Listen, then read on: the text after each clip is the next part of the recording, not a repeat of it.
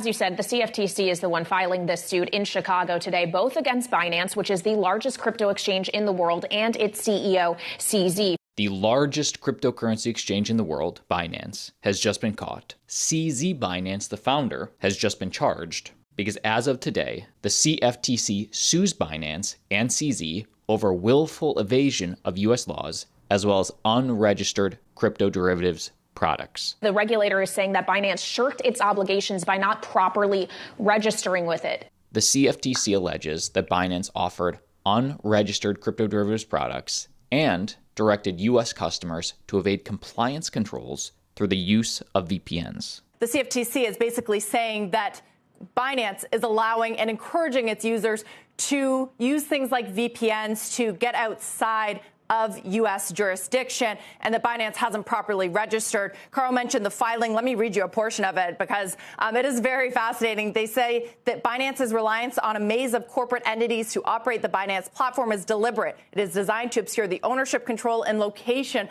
of the Binance platform. Guys, it adds DAO, that's CZ, the CEO of Binance, answers to no one but himself. Certainly doesn't answer to the U.S. regulators because Binance isn't located here. The U.S. operations makes up a very small portion of its business. If you hold cryptocurrency, this affects you. And by the way, CZ of Binance has responded. I'll share with you his statement. But very quickly, what are the details? The lawsuit, filed in the U.S. District Court of Illinois on Monday, alleges, number one, that Binance operated a derivatives trading operation in the U.S. They offered trades for cryptocurrencies, including Bitcoin, Ethereum, Litecoin, Tether, and BUSD, which the suit referred to as commodities. So I like that this lawsuit called Bitcoin a commodity and Ethereum and Litecoin commodities, not securities. That's interesting. But they say, hey, you operated a derivative exchange in the United States, so you obviously have to register, which you never did. The suit also alleges that the company, under CZ's leadership, directed its employees to spoof their location through the use of virtual private networks, VPNs. So not just the customers of the exchange, but also Binance employees were using VPNs to get around certain regulation. On top of that, they're also charging Binance with not implementing Know Your Customer or anti-money laundering processes and having a poor anti-evasion program. And by the way, they don't just make the statement. They actually back these allegations up with internal chats. I'll share with you some direct messages from their chief compliance officer of Binance. Of course, alleged, all these are just allegations thus far, essentially saying that Binance directed US customers to use a VPN, in so many words. And in a direct quote from the lawsuit, Binance has instructed U.S. customers to evade such controls by using VPNs to conceal their true location.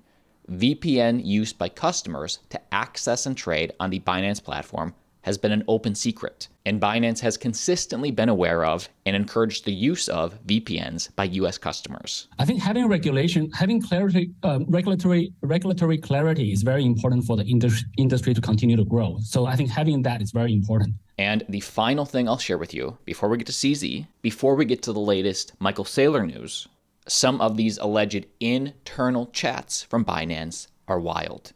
The filing pointed to internal chats between Binance employees, including Samuel Lim, the exchange's chief compliance officer through January 2022, who is also a defendant, by the way. He's also getting sued with CZ with the exchange, where Lim appeared to direct an employee of Binance to ask U.S. customers to hide their location. In a direct quote, allegedly from Lim, he said, "On the surface, we cannot be seen to have U.S. users, but in reality, we should get them through other creative means."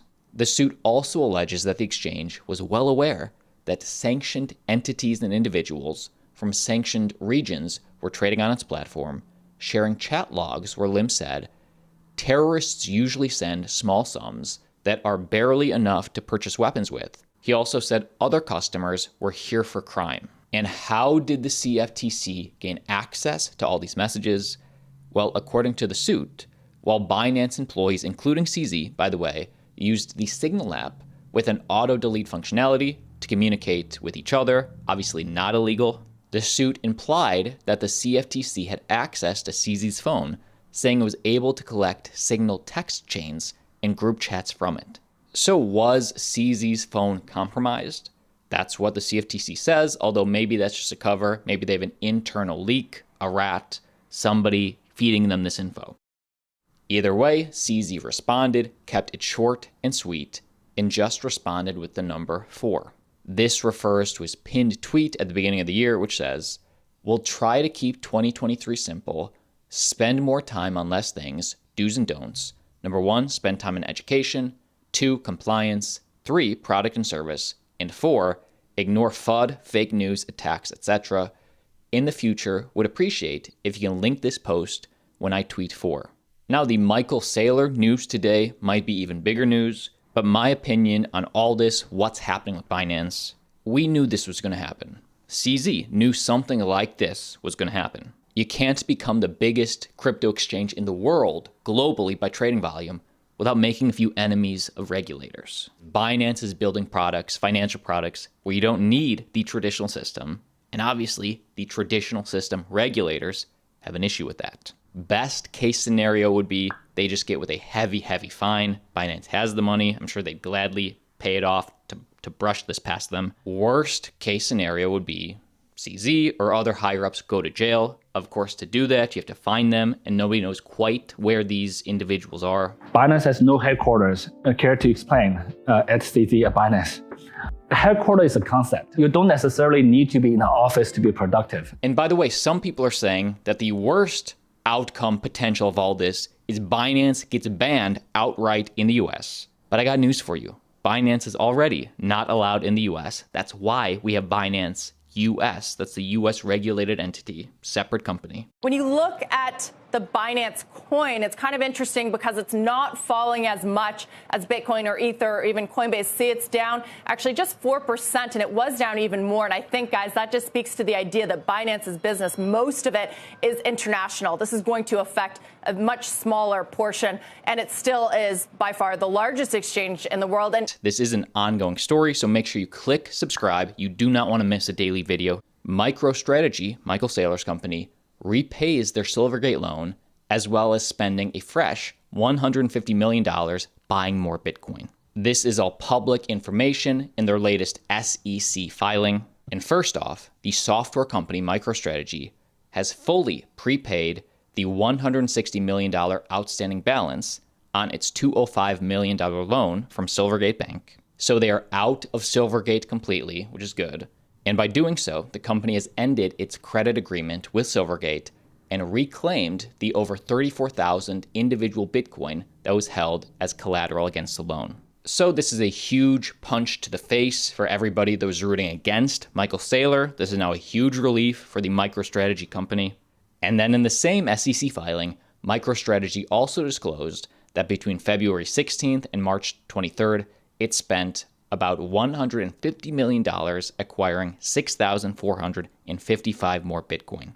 And just to give you a visual on when exactly MicroStrategy was dumping millions into Bitcoin, not the lowest dip, but between February 16th, so about right here, to March, this time period. And now in total, MicroStrategy and its subsidiaries now own a total of over 138,000 BTC, paid an aggregated price of $4.14 billion. They are still underwater at this time, as their holdings are only worth $3.8 billion. If you hold Polygon MATIC, huge piece of news, Polygon launches their final mainnet for ZK EVM solution to scale Ethereum.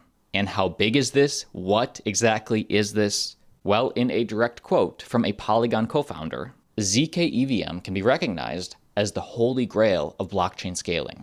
It offers simultaneously 3 very important features. First, its scalability. The second one is security.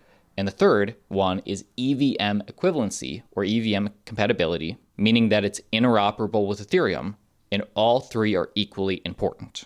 And just to get very specific on what ZK EVM technically is, ZK EVM technologies batch transactions on so-called rollups into a zero-knowledge proof, hence the ZK, and then execute those proofs on Ethereum.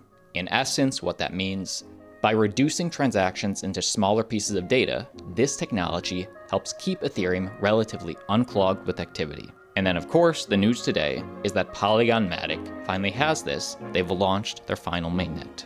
And like always, see you tomorrow.